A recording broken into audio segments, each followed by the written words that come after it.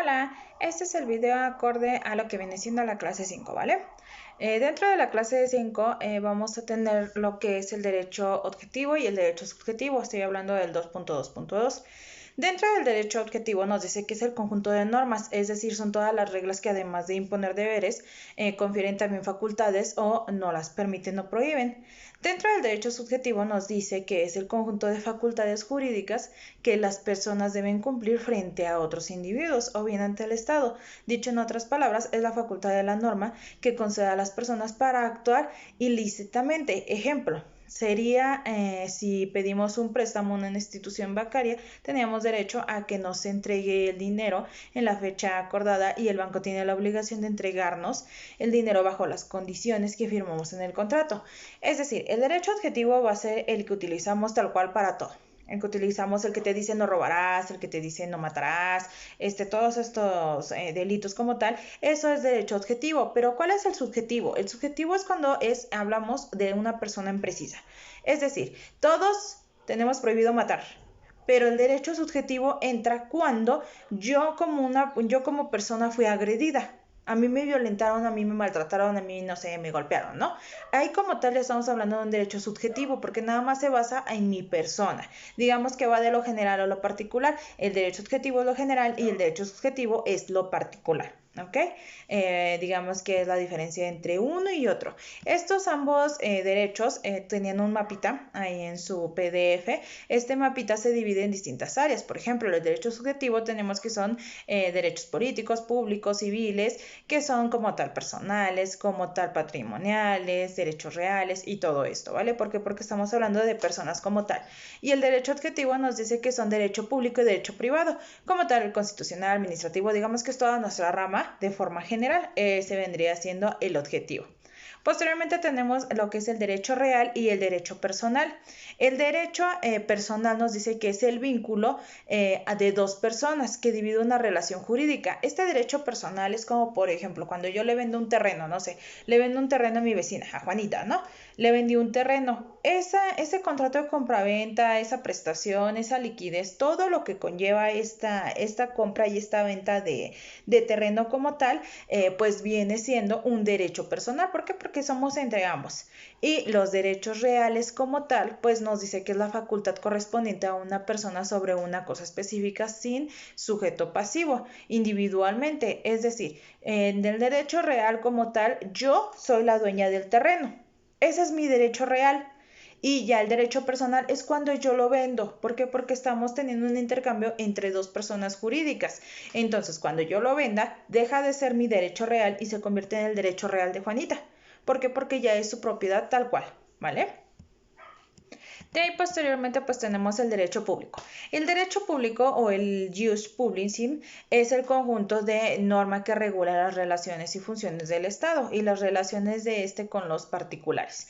Es decir, este derecho público es el que gozamos todos. Aquí entra el derecho constitucional, el administrativo, el penal, el civil, el familiar, el fiscal, el laboral. Todas estas ramas de derecho entran dentro del derecho público porque es para todas. Siempre cuando hablemos como derecho público es para todos, ¿ok? No nada más para una persona en particular, sino que es para todos, sin discriminar que sea alto, güero, flaco, delgado, gordo, moreno, como sea, teniendo la especialidad que tenga, ¿ok? Posteriormente tenemos lo que es el derecho privado. Dentro del derecho privado ya como tal cerramos un poquito las normas, cerramos un poquito lo que son los derechos. ¿Por qué? Porque al hablar de derecho privado estamos hablando de dos personas como tal, ¿ok? Aquí ya no englobamos todo, sino dos personas. Aquí ya entra como tal el derecho civil privado, te entra como tal el derecho mercantil, el derecho internacional privado, digamos que son como que nuestras tres esferas. Este derecho civil entra en el aspecto de que yo venda un auto, de que yo venda un terreno, de que yo me case. ¿Por qué? Porque es algo particular, es algo entre mi persona y pues mi contrayente, ¿no? Mi esposo.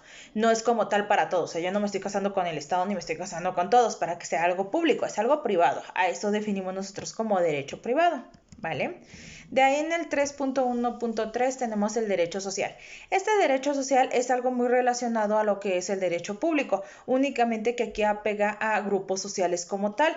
Es decir, si nosotros somos ejidatarios, vamos a utilizar el derecho agrario, pero como tal este derecho no está siendo, digamos que público, porque no es para todos, porque si ustedes no son ejidatarios no van a hacer utilización de este derecho agrario. Entonces aquí en el derecho social ya nos vamos por atmósferas sociales, por los que son ejidatarios, por lo que son políticos, por lo que son, no sé, servidores públicos, etcétera, ¿vale? Aquí ya nos especificamos al rango de lo que tú tienes o de lo que tú materialices o a lo que te dediques.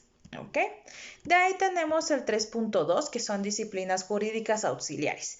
Las disciplinas jurídicas auxiliares son todas aquellas que nos ayudan dentro de nuestra línea de derecho. Es decir, si yo tengo un asunto jurídico de derecho civil, pero a lo mejor y también lleva derecho familiar y derecho penal. ¿Por qué? Porque es una familia, yo estoy divorciando a unos esposos. Entonces, como tal, pues lleva el derecho familiar porque hay niños de por medio. Entonces, hay que hacer la separación de las custodias, tener como tal lo que viene siendo pensiones y demás. Pero a lo mejor hubo violencia intrafamiliar, entonces yo también aplico lo que es el derecho penal en el aspecto de que no me pueden violentar ni a mí ni a mis hijos, ¿no? Aquí como tal, las disciplinas jurídicas auxiliares vienen siendo todo aquello que te ayuda a configurar lo que viene siendo pues tu problemática jurídica. De ahí tenemos el 3.2.1, que es sociología del derecho. Esta sociología del derecho nos dice que es una disciplina que tiene por objeto la explicación de los fenómenos jurídicos y sociales. Aquí como tal hablamos de sociología. A nosotros nos importan los grupos sociales. Por ejemplo, un grupo social como tal era el de los ejidatarios. Otro grupo social como tal vienen siendo pues los servidores públicos. ¿Por qué? Porque ellos al ser servidores públicos pueden ser penados más gravemente si cometen algún delito porque están al servicio de la nación. ¿Ok? Entonces la sociología del derecho incumbe muchos esos aspectos de las atmósferas sociales. De ahí tenemos la historia del derecho, el 3.2.2. Dentro de la historia del derecho pues vemos todos los antecedentes políticos, todos los antecedentes legales, constitucionales y demás de lo que viene siendo México. ¿Cuál fue nuestra primera constitución? ¿Quiénes fueron nuestros primeros presidentes? ¿Qué hicieron? Las batallas, las guerras, todo esto viene siendo historia del derecho. ¿Por qué? Porque a nosotros nos interesa saber de dónde surge nuestro derecho y el por qué estamos aquí en esta situación hoy en día. De ahí se desprende el 3.2.3, que es el derecho comparado.